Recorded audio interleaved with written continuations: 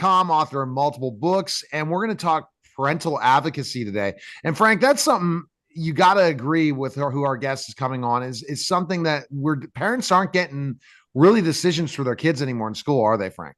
No, they're not, and we got to get the parents back involved, and they want to be back involved, but for some reason, the educational system decided that they're going to raise the children. The state is going to raise the children, and not the parents, and Well, that's wrong. That's definitely wrong. But Gwen's my guest today is Gwen Samuel. She's going to talk about her new podcast. She's one of the most biggest parental advocates. I have no idea how we met X amount of years ago. The whole Hamlet Garcia thing I had you involved with when I was just doing straight education talk. Total Tutor is going to be relaunched, so I'll have to talk about that. Yeah. It's a non-for-profit, so we'll be talking. But Gwen, thanks for stopping by, and and also have a great client, Fabulingua. Shout out to Fabulingua. They are a great education client where they have a learning app for kids, Spanish early childhood, for gaming and learning app that has it also has a parental app, but also a teacher app. So it's very interesting. But Gwen, thanks for stopping by. So tell us your update since the last time you've been on my show. Talk about the podcast. Let's just go. Yes, first I want to give a shout out to Mr. Neil Haley. When you talk about consistency, right? When you talk about credibility and reliability, your show has been that since I just became a parent advocate, and we're talking like 2012. So let's give a shout out to the Neil Haley as an individual and the show. Thank you so much for allowing me this opportunity. Absolutely. So we met in 2012. So the reason why I became a parent advocate, it wasn't for what people know me for. I used to care about children, pedestrian safety, because children used to walk to school in some very unsafe situations against semi-tractor trucks. So fast forward, I formed an organization called the Connecticut Parents Union to fight for the educational rights of children, understanding we must strengthen families. To the gentleman's, what's the young man that's on with us again? What's his name? Oh, Frank Fiore's with us. Yeah, and Paul is going to be able to be part of this as well and ask questions with Gwen in this roundtable discussion, because Paul, again, great parent, right? Paul, one of your one son, unbelievably a gymnast, right? Paul, very successful in all that, right? He is. Yeah, he used to be a gymnast. He has graduated now from college. Okay, well, congratulations from college. Okay, next role model, future leader. We're voting for him. Tell him to run. We need a whole bunch of new stuff. With that, so with that being said, he's on his way to med school. Oh, great! Congratulations, Dad. Congratulations. So with that being said, I formed the Connecticut Parents Union, and then one of the first issues that came on the table for us was school residency violations, where parents whose the only crime that they commit was loving their children and want to ensure they have safe, quality educational experiences. And in Connecticut, you can face 20 years for putting your children in a different school zone. So that was one of the very first issues that the Connecticut Parents Union fought against, and we won. We got a law passed in 2013 to stop the felony arrest of parents who put their children in different school districts, right? But if you think about the pandemic and you think about the quality of schools, parents did what they knew what was best for their children. So it shouldn't be a crime, especially when taxpayers are paying for these public institutions. This is not private money. This is tax dollars.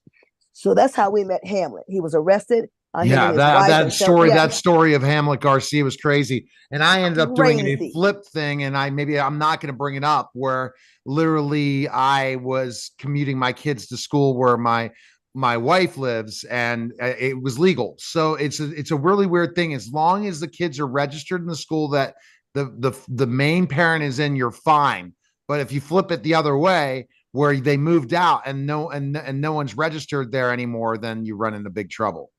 Exactly. But it was right. But what was interesting with Hamlet, so that's why we have to look at property, look at really taxpayers' investments, because where Hamlet went, the in-laws lived. You understand? And so the grandparents, they paid taxes. So fast forward, he offered to pay. The city said they want to make an example. So that is when I knew that what is different around school choice. I have marched as a parent leader. I have advocated. I have sang Kumbaya. I have done the matching T-shirts. I've been But there is something that's still the same, and that's our elected officials. And that is why I'm formed doing my own podcast, Vote for the Other Guy, because education is the only issue that seems to get so much political pushback when we're dealing with minors. We're dealing with children under the age of 18 for the most part, whose lives are entrusted for adults to make informed and responsible decisions. And that includes the educational institution that they utilize. We have over, we got millions of children in America. So we cannot, over 400, I think, I know we got millions. And so you cannot tell me that one model, one educational institution can meet the very diverse needs of America's children. No, that's so true. And I think that, as I remember when I first started it as an education show, Frank, X amount of years ago on WRCT 88.3, which I'm not on anymore because they didn't like, I went to all different topics, but I mean, at all the terrestrial stations I'm on, and we're looking at launching another 75 plus. We're in conversation. Really interesting. It's this live streaming thing. I never thought live streaming, and I'm going to be trying to live stream more and more platforms in May. And I'm going to break a record for number of live streams for myself in May, even though I've done a ton. But Frank, when you talk about Gwen and what she's done, it's something that, if you ask either political side, they really don't want to get involved in this, Frank. No, Republican or Democrat. You know why? School choice is pretty big with Republicans, charter schools, but they don't want it in school choice for public education. They want the U.S. Department of Education gone. Well, if you look on the Democratic side, they sure as heck don't want charter schools, and they're not looking at school choice, but they do have more programs out there for kids. So it's like the lesser of two evils when it comes to education, because neither of them get it. And Gwen, exactly. I want you to kind of grab in that. I call myself as in the middle, the center, and everything, because I have too many different things. And yes, I agree with certain things on the Republican side. I agree with certain things on the Democratic side, but I can't create my own political party unless I'm running. Aaron Lester, shout out to Aaron Lester. He says, I'm going to run for office someday, but I can't be, as I talked to somebody says, you can't be in the center and run anymore. But Frank, what question do you have for Gwen, especially about what she's looking to do to advocate going into this election with school choice? Well, what you're fighting is where the money is. Okay, so who are the people that have a case in education? And you have the teachers unions on one side, which have the money, have lots of money, which is very influential, as you can see from the COVID thing, how influential they are at making shaping political decisions and political policy. And so you have that problem right there. On the other side, you have the school choice people that don't have any money. You know, all they have is the ethics, the morals that they try to protect their children.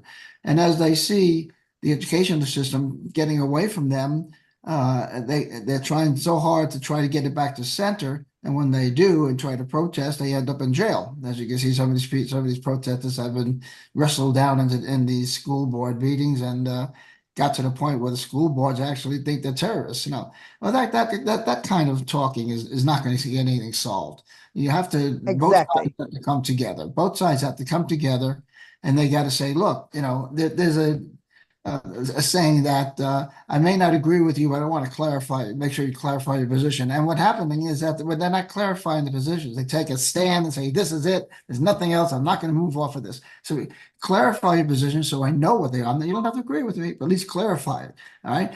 Clarify it that there's money behind it on from the teachers union, and then clarify it on the other side that you can't go around threatening school board members if they don't agree with what you're doing. So yeah. Exactly. Yeah. So let's talk about clarifying. Number one, let's clarify whose money it is. Right. So number one, I hear about Democratic and Republican. Children don't know Democrat or Republican. They're looking for caring, committed adults to make sure they are safe, to make sure they have a roof over their head, right? They don't even look at it as that. They just know that the adults are going to meet their basic needs. The fact that we default to Democrat and Republican is problem number one. So before we get to problem number one, let's get clarity. The money that's in public education, no matter where you are in America, for the 49.5, I believe that's how many million children are currently in America's public school from pre-K through 12. 49 million children. Let's just say 50 million rounded up. Wow. So you got 50 million children. So if we just say average, 2 children household. So that means you have on average 25 million families.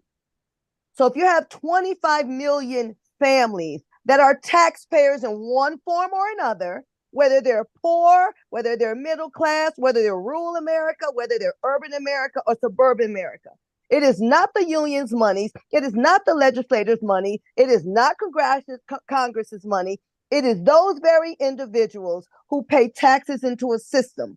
The challenge becomes is they've made it so about their ideologies of Democrat or Republican, we're forgetting the basic needs of the children. Employers are now telling us post-pandemic that as much as you're going for your college degrees, we need skill set. We need skills. We took out the manufacturing jobs in the 70s, in the 80s. Now we outsource. Then you're saying nobody wants to work. Well, you outsource a lot of the products that we can make in America. Bring jobs here, right? So what I am saying, the vote for the other guy, let me just tell you what the mission is. My podcast is very simple. It's bringing to the forefront a vote for the other guy campaign or gal. People keep asking me, well, who to vote for? That is on you. I don't live in your house. You don't live in mine. What do you care about? Who was up on the hill? And why did you vote for them? And please, I'm sorry, go ahead. So Gwen, if I was going to rate both the Democratic and Republican Party right now, and who would be the best in school choice, would be Republicans. And that's they what would be Republicans. I would still say zero. You know why I say that? Well, I'll tell you why they're both terrible. Well, I'm sure they're terrible too, but if you're ranking the better of the two, it's going to be the Republican Party.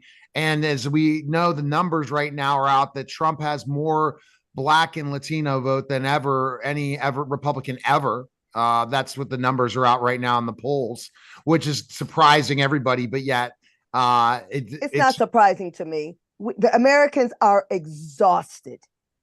It's bad enough that the fight about Biden or Trump or anyone always is ugly.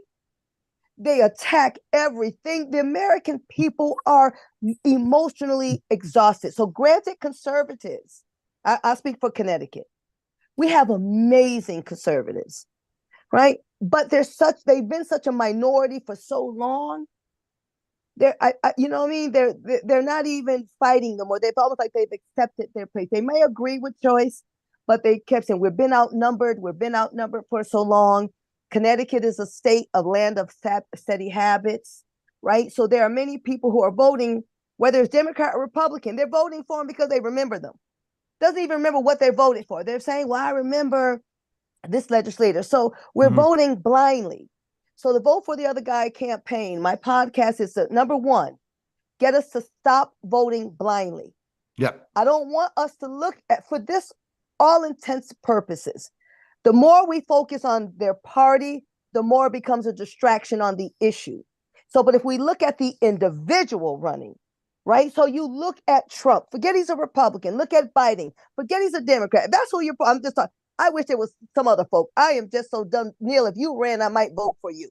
I am just so unhappy with what is happening. But it goes back to, so if you're looking at specifically enough, the mistake the Republican Party made is to allow Trump to run based on the fact that it's a landslide. Anyone runs against Biden, they win. And just because of how divisive Trump is and how he's ticked off so many people and so many things, and he doesn't want to listen to the Republican Party, but that's not going to change anything because you're going to still have a split down the country 50-50. You're never going to see specific things end up legislatively happening. I think as a country, we need to rise up and say our legislative system is not working. We're not able to go and make decisions on the best important decisions. Let's talk about TikTok, for example. TikTok, they had the one vote to ban it. The next vote, they're not even meeting. So people were all scared TikTok's going, and they're never going to meet in the Senate to vote for it. So we put this scare tactic out there, but our legislative system really doesn't move anything unless it's pork, unless it's And that's why we need to benefiting put them. right. And that's why we need to have other candidates. See, that what you said, this fear mongering. See, I'm a Christian. So when I hear fear, when you say fear God, I hear it means reverence, right? A respect. But the way legislators use it, they use it to control, right? So we need to move away from the fear mongering, the emotional elements. And I'm the emotional creature. Anyone who knows me says, Gwen, the pot of calm, the kettle black, you are a walking emotion, right? But I understand the importance of voting informed. That means I have to put my emotions aside. I have to forget how I may feel about a Trump or a Biden. And I want to go local and state because I think we focus so much on the national scene. The local is going to be where certain things are happening. School board's the first exactly, thing. Exactly. Whoever's in a school board, Frank, is really who's controlling everything. And if you watch specifically a show, I watch Billions right now. I'm streaming it. It's I don't think it's gone. I think it's done with Showtime. But if you saw how government has so much power and certain officials aren't making that much money, but somehow they are getting lots of fringe benefits. The unions, the teacher unions are a huge organization. At the top power are private organization. There's so much money. That. And it's a private organization. Yeah. And how much do you think that the teacher unions, the head of teacher unions, make a year? And how many think the other people that are involved, that are the higher ups and the fringe benefits they have? So they're not thinking of kids, they're thinking of power. And if they don't want to release that power towards unions. So Frank, teacher unions are probably the biggest issue that comes anytime in schools, that the reason why education isn't happening, why there's not a more competitive education system, Frank, is teacher unions, and they're controlling it completely in the school system. Yeah, well, they've discredded themselves completely with the COVID pandemic. Oh yes, absolutely, sir. Yes, and to stand there and take the CDC recommendations, okay, as gospel, and to keep kids out of school for years, and we're seeing the end result. Right. And they're damaged, and they should be damaged, and something has to be done about that teachers union. No doubt. Right. You definitely, there has to be something done, but there's not going to be. And there's not going to be. That's why you have to put other leaders, the biggest movement when Gwen and I were talking so much education before, when my education show was Waiting for Superman. I was such a charter school fan. I was so into, when I ended up teaching in an Extra Mile Foundation school when I was still a teacher, because that's what I was doing. A lot of this was still a teacher. That was what was needed. And then you have the politics in the classrooms. Some teachers want to work their asses off, and other teachers don't want to do anything. And they get paid for not doing anything, though. See, it's one thing to not do. See, that's when you embolden.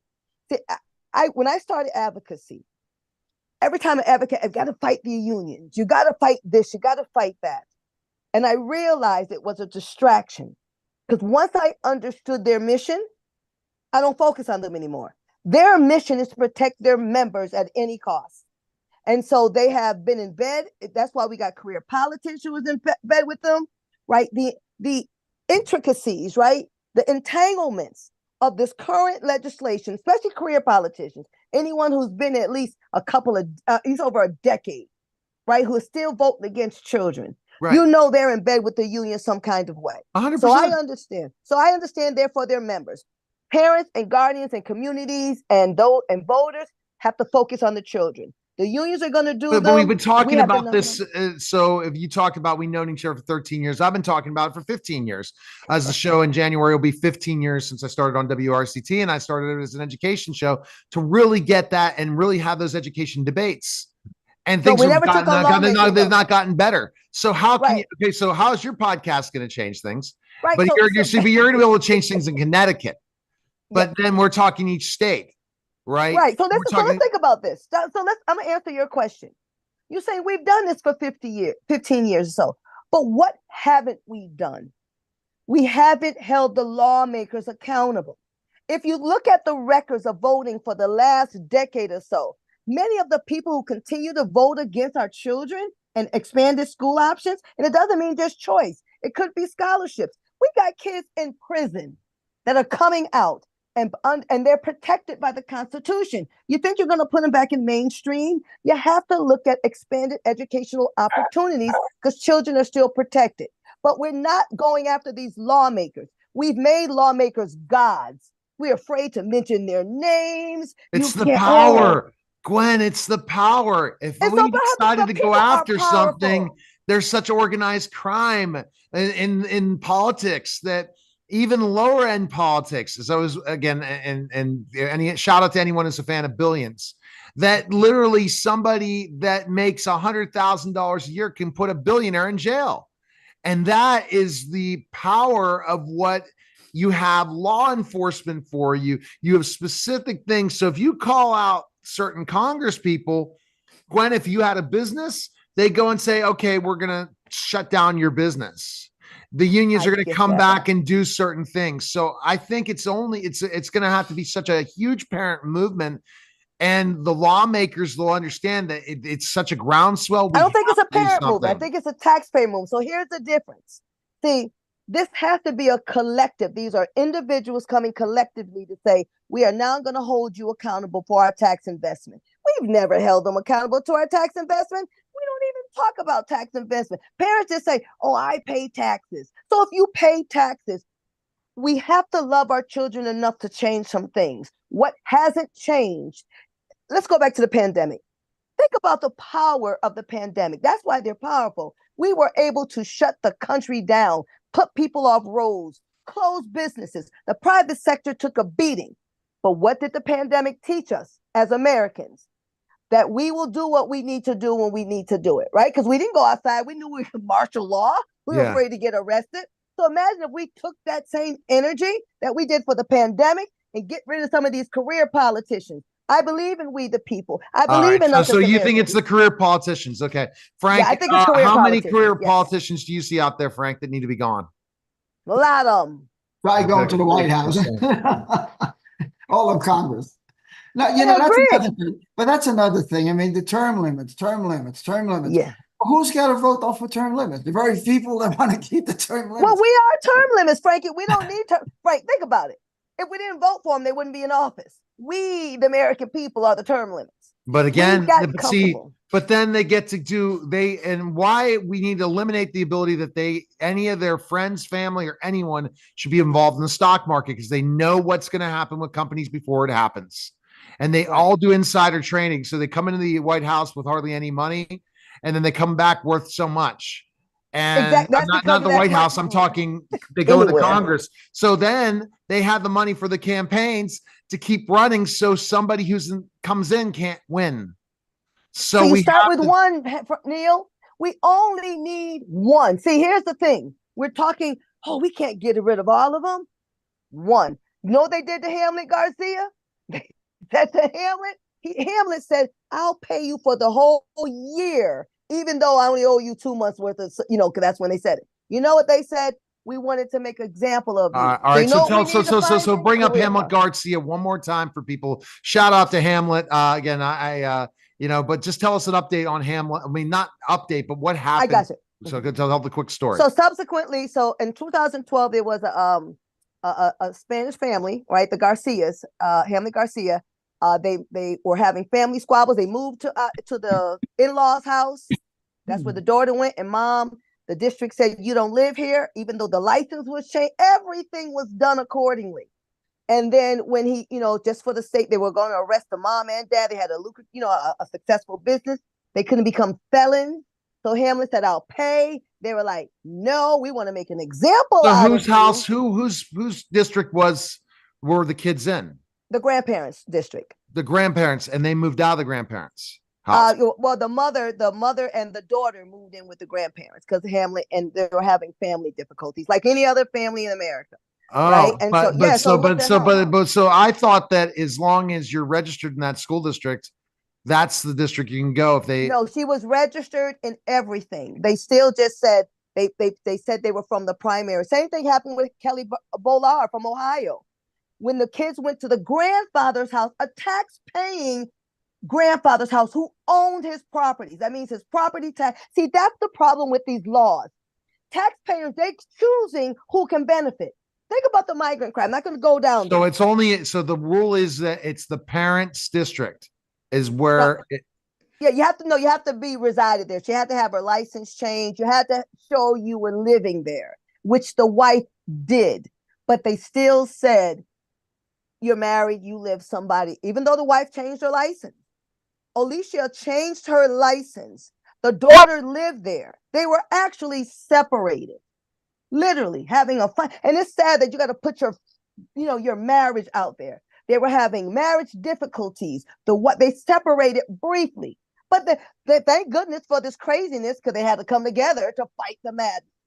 So the problem I have with what happened with Kelly, yeah, we're even talking prison, which we don't even get right, they could prison. have went to prison, but they're taxpayers. And see, this is the problem I have with this current administration. Everyone else gets the benefits from the tax-paying dollars, but the American people, they use their politics conveniently. So to your point, it is a big task, but that's because we've made them gods. If we can remember, they are fallible. They were once freshmen, right? So imagine they were once freshmen, and then we kept voting them. Oh, vote for me. I know I didn't use your issue this year. Keep voting for me. I'll do it next month. We vote for them year after year. They promise us. They even promise the moon and the stars, and it's not even them to give. All And we right. believe them. Yeah. This is such interesting. Last question for Gwen, Frank. Uh-huh. And Frank, you got to be impressed by this. Again, I'm impressed by her setup. I wasn't expecting this. She's ready for her podcast. I think she's American ready. Mama. No, Gwen, you're ready for your own talk show, isn't she? Frank, Yeah, she's ready. She's a firebrand. I think She's ready. I mean, she's ready to have her own TV show. But go ahead, Frank, with your last question for Gwen. Oh, well, I'm 77. Okay. And so I've seen a God bless you. lot of politics, a lot of policies and all that go through. And when it comes down right to it, and I went during the civil rights movement, the 60s, the anti-war, all that. Yeah, I was out there protesting and doing all that stuff. But when it kind of comes down to it, you really got to see that for anything to really change, you got to have that big movement. And Right. we're not there yet, but we're getting there. But unfortunately, we have to suffer. People have to suffer a lot of pain before they get Yeah. off their asses and do something. Right. And Yes. are we getting there? I think so. I think so. yeah, We're gonna especially- find that. We're gonna find that out for sure. Best place we can listen to the podcast. Gwen, where can we go? You can go to, I'm on Facebook, Gwen Samuel, Real Talk Gwen Samuel, and Gwen Samuel. Also, I do have a Vote for the Other Guy page, and you can see me on Twitter. And stay tuned, because if they don't vote for children on the front end, we'll be voting for the other guy on the back end. I'm just saying. So you should have that in that list, no doubt. And again, thank our great sponsor, Frank Fiore, frankfiore.com. Go purchase all of his books, especially Moran's coming out. That'll be really interesting for Gwen to learn about Moran and different books. Appreciate it, Gwen. Thanks again for stopping by, and we'll talk soon. Yes, thank you. Thank you, Frank. Have a great weekend. You're welcome. Everyone. You're listening and watching The Neil Haley Show. And we'll be